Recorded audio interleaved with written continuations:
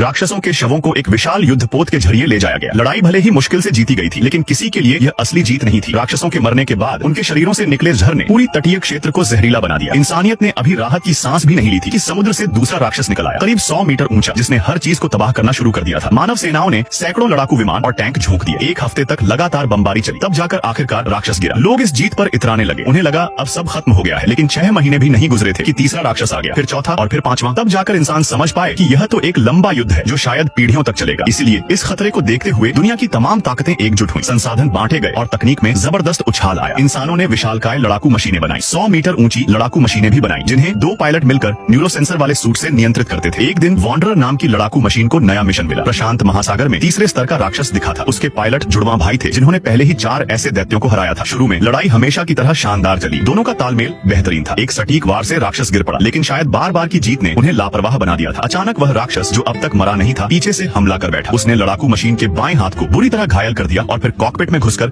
एक भाई को खींच ले गया। मौत के डर और दर्द ने पायलट की आंखों में आग भर दी। उसने गुस्से में लड़ाकू मशीन को मोड़ा और राक्षस को चीर डाला, पर भाई की मौत ने उसके अंदर गहरी चोट छोड़ दी। वह सेना छोड़कर चला गया। समय बीतता गया और इंसानों को एहसास हुआ कि राक्षस अब उनकी रणनीतियों के हिसाब से खुद को विकसित कर रहे हैं। नई लड़ाकू मशीनें बनाना और पायलटों को ट्रेन करना अब उनकी रफ्तार के आगे बेकार था। मजबूर होकर सरकारों ने लड़ाकू मशीन प्रोग्राम बंद कर दिया और तटों पर विशाल दीवारें खड़ी करने का फैसला किया। मुख्य किरदार अब इन्हीं दीवारों के निर्माण में काम कर रहा था। किसी ने नहीं सोचा था कि सालों की मेहनत से बनी ये सुरक्षा रेखा सिर्फ एक छलावा थी। पहले ही हमले में राक्षसों ने दीवारों को तोड़कर तहस नहस कर दिया, लेकिन ठीक वक्त पर एक लड़ाकू मशीन पहुंची और गांव वालों की जान बचा ली। कुछ ही देर में प्रशांत गठबंधन का जनरल वहां पहुंचा, जो पुराने सैनिकों को फिर से बुलाने आया था। उसके शब्द साफ थे, दुनिया लगभग खत्म हो चुकी है, अब या तो लड़ाकू मशीन में मरना है या दीवारों के नीचे। मुख्य किरदार ने साथ चलने का फैसला किया। वे हांगकांग बेस पहुंचे, जहां दुनिया की आखिरी 4 लड़ाकू मशीनें मौजूद थी। चीन की स्टॉर्म रेड, रूस की अल्फा, ऑस्ट्रेलिया की स्ट्राइकर और वॉन्डरर, वही लड़ाकू मशीन जो कभी उसका अपना था। जनरल की योजना थी कई टन परमाणु बमों को वर्महोल में भेजकर राक्षसों के स्रोत को नष्ट करना, लेकिन इसके लिए 2 पायलटों की जरूरत थी। उसने एक नई पार्टनर चुनी, एक लड़की जिसका नाम था सादाको। लेकिन तैयारी पूरी होने से पहले ही खबर आई कि वर्महोल से 2 चौथे स्तर के राक्षस निकल आए और हांगकांग की ओर बढ़ रहे हैं। जनरल ने तुरंत 3 लड़ाकू मशीनों को समुद्र की ओर भेजा, जबकि वॉन्डरर को पीछे से कवर करने का आदेश दिया। स्टॉर्म रेड ने सबसे पहले मुकाबला किया। राक्षस ने बिजली जैसी तेजी से वार किया और अपने नुकीले पूंछ के एक ही झटके में स्टॉर्म रेड को गिरा दिया, लेकिन उसने हार नहीं मानी। उसके 3 हाथ एक साथ धारदार ब्लेड में बदल गए और उसने पलटवार शुरू किया। आगे किसकी जीत होगी, जानने के लिए फॉलो करें।